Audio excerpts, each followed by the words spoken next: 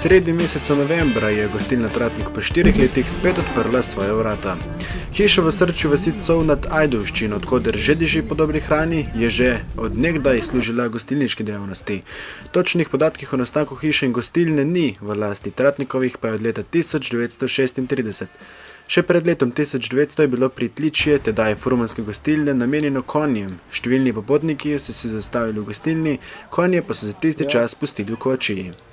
Še pred letošnjo otvoritvijo so gostilno temeljito obnovili. Novi vodovod, kanalizacija, elektrika, strop, položili so nove ploščice, novo kuhinjo, fasado, zamenjali so okno in naredili nove toaletne prostore. Si v zadnjih dneh kaj bolj natrn, kaj bolj živčen? Vesel sem.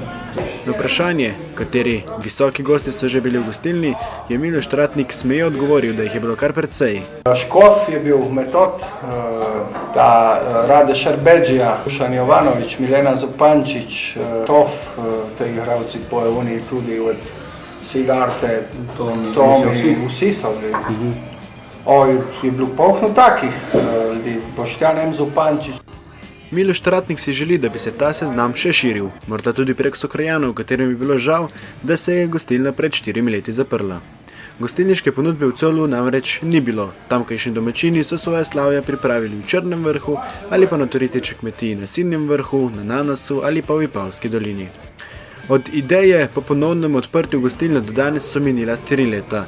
Glavni pobudnik je bil sin šefa gostilne Tomi, maturant Srednje šole za gostinstvo in turizem v Ljubljani in novi šef kuhinje. Največ problemov po reodprtju pa je, verjeli ali ne, povzročala birokracija. S prijaznostjo, z cenami in z dobro hrano. Pač tu kar mora biti. Vse mora biti, če češ da goste knjiga. Kvaliteta, cene mora biti sprejemljive za vse. Na tem mestu velja omeniti, da so v gostilni možna tudi večja slavja. V 2 ločenih prostorih gostilna sprejme do 70 ljudi. Kljub številnim obnovitvenim delom pa imajo Tratnikovi še kar nekaj planov.